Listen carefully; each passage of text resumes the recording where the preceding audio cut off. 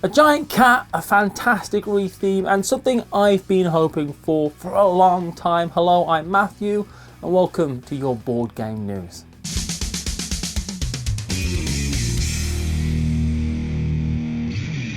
Portals is the new 1 or 2 player competitive Uwe Rosenberg game coming from Spiel next year, and honestly, if it's Uwe Rosenberg and tile placement, then I'm interested, so here we are. The fantasy world Loricus is lousy with fairy realms, both marvellous and dangerous.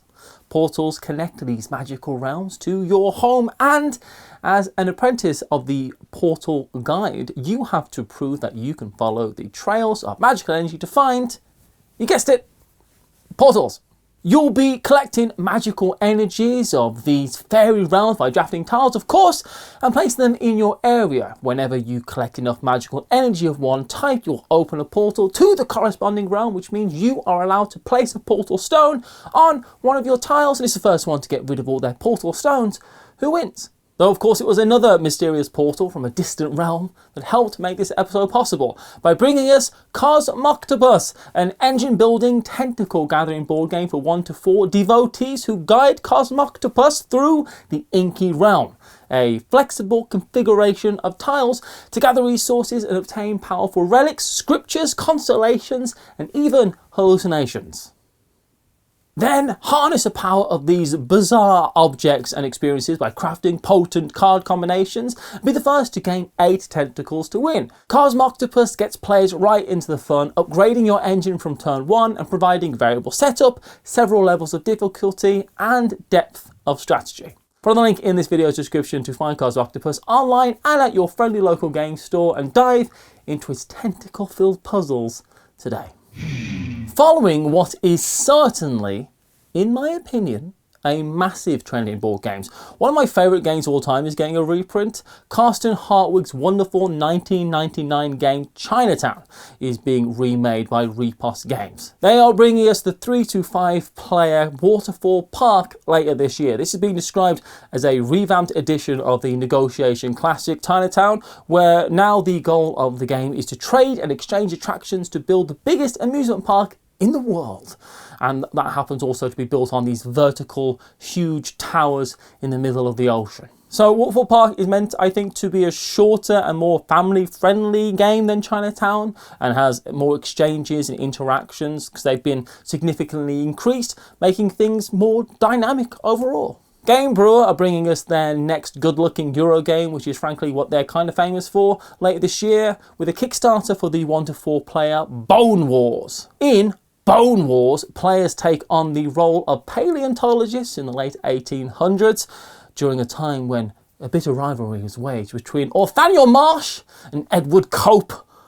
We all remember it so well. Well, their dino-discovering rivalry included bribery, theft, and even destroying bones, and in Bone Wars, players are paleontologists working for one of these men, or perhaps working on their own behalf, trying to outdo all competition. This is all done through action cards that can activate your team to dig up new bones or to go towards publishing new species, debunking other players' papers, and getting awards. And for a very different way to pass time, altogether we have Penny Black releasing this month and coming from Buffalo Games for 2 to 4 players, with the aim to seek out prestigious stamps and compete to build your most lucrative stamp collection by the end of the game. In each round, you'll choose stamps to add to your collection, then strategically place them in your stamp album to score the most points based on your collection's criteria, while looking, of course, for the elusive Penny Black, the world's first adhesive postage stamp that ushered in the art of stamp collecting. So I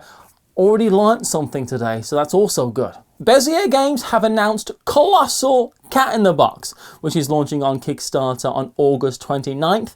The original Cat in the Box is a mind-bending trick-taking game where the cards don't have a colour until you assign one as you play it, while also trying not to create a paradox by being forced to play a card that you can't because it doesn't technically exist. It's wild, colossal cat in the box is being described as a noticeably gigantic quantum trick-taking game. It's bigger, it's physically bigger, and also has 2 new expansions and more deluxe components. The expansions are String Theory, which adds string connections that allows for larger contiguous areas for your tokens, and you can reduce the chance of a paradox with the Doppler effect expansion, which adds double numbered spaces on the research board. I also saw a cute cat mini and cute little cat trays.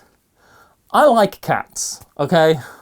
And now let's take a look at the latest board games that are now available to play online in this segment, sponsored by Board Game Arena. Evergreen is a puzzly card drafting game of creating lush planets full of foliage, and each round you'll plant sprouts or grow them into trees, but keep in mind the position of the sun and prevent your trees from shading each other. Even so, you'll score points for your biggest forest, so try to keep those trees close. Also new on Board Game Arena are the abstract pebble piling positioning puzzler Quale and the tactical tile transforming treat Setup. Follow the links in this video's description to learn how to play these and hundreds of other board games online at Board Game Arena.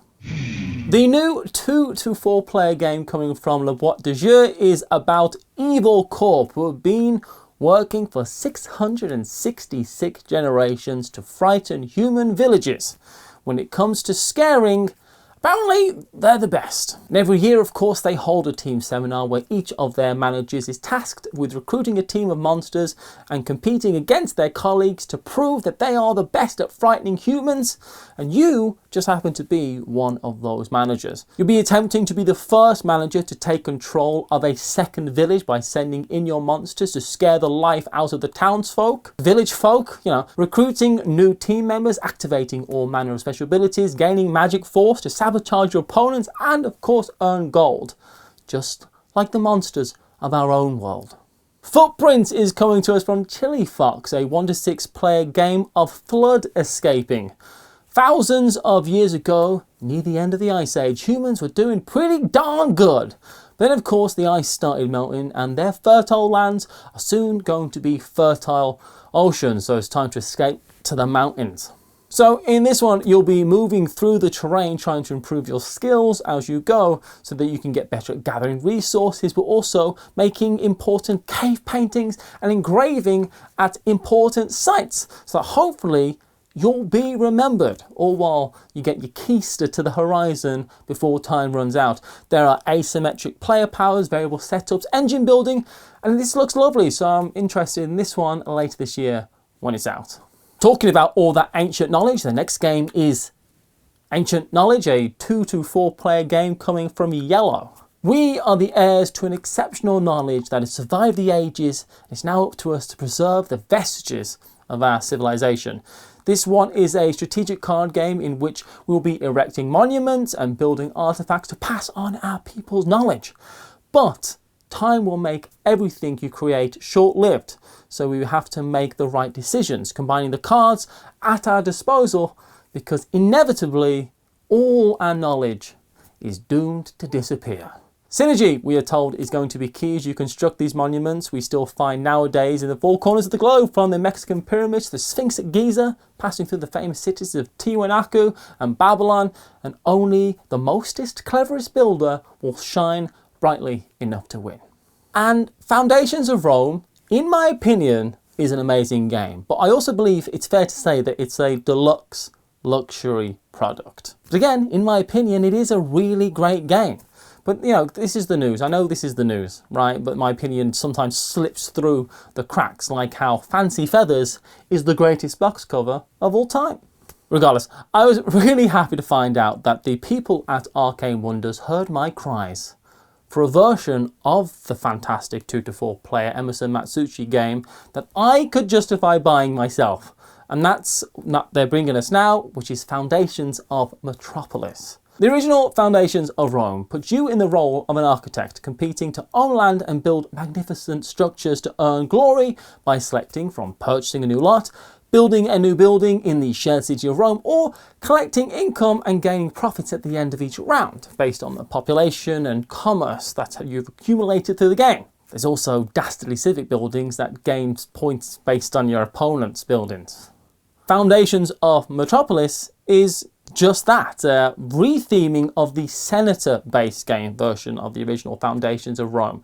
It comes in a much smaller box, it doesn't have miniatures, it's not set in Rome, and it's going straight to retail, and I'm really excited about it. But for something else that I'm excited about, well, you can find that in this month's Q&A. And I'll see you over there. Bye.